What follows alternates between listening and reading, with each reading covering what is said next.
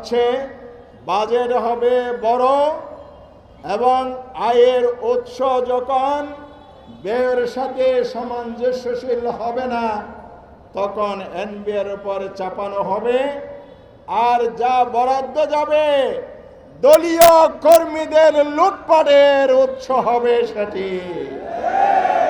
এটাই আপনারা প্রমাণ করেছেন। আর বাজেট বিশ্লেষণে যেটা দেখা যায় এটা গরিব বান্ধব নয়, জনবান্ধব তো প্রশ্নেই উঠে না। আমাদের ধনী লোকেরা এদেশে মন্ত্রী হয়েছেন, এরা জানেন নাকি? আমি বলি নাই।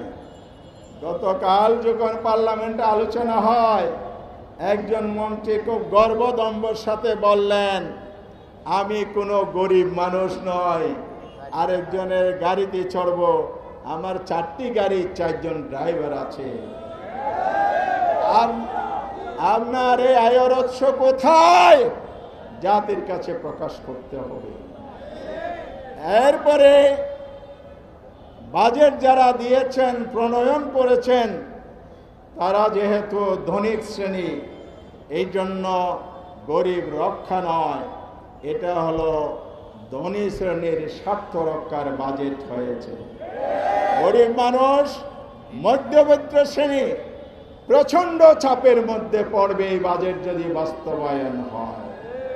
কারণ এই বাজেটে যে নির্ভরশীলতা বাজেট তৈরি করা হয়েছে, আমাদের দেশের প্রতিটি মানুষের মাথাপিছু ঋণ হচ্ছে 1,05,000 টাকা।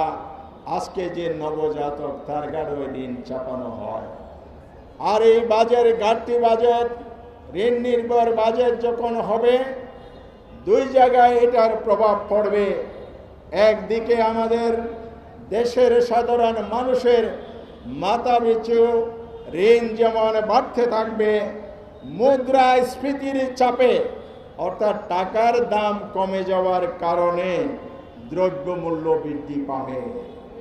সেই সাথে জ্বালানি খাতে যে লুটপাট হয়েছে এবং তেলের দাম যে বৃদ্ধি হয়েছে, এর মধ্য দিয়ে আপনার একটি পরিবারে 1টি সিলিন্ডার যদি গ্যাসের ব্যয় হয় 600 টাকা তাকে বাড়তি দিতে হবে।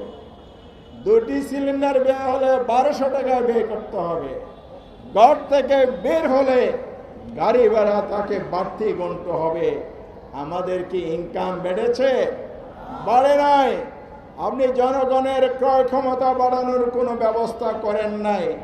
শিল্পায়ন, উদ্যোক্তা বৃদ্ধির জন্য সরকারি পৃষ্ঠপোষকতা এবং কর্মসংস্থানের ব্যবস্থা হয়নি।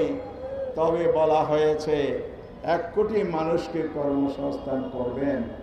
আমরা জানতে চাই আপনার দলীয় কর্মীরা যা করেন, 1 কোটি কর্মসংস্থান বা লোকদেরকে চাকরি দিতে গিয়ে কত শত কোটি টাকা চাঁদাবাজি হবে, এটা একটু মেহরবানি করে প্রকাশ করে দিয়ে, তাহলে জনগণ আগে থেকেই সতর্ক হবে, চাঁদাবাজকে রুখে দিতে সক্ষম হবে ইনশাআল্লাহ।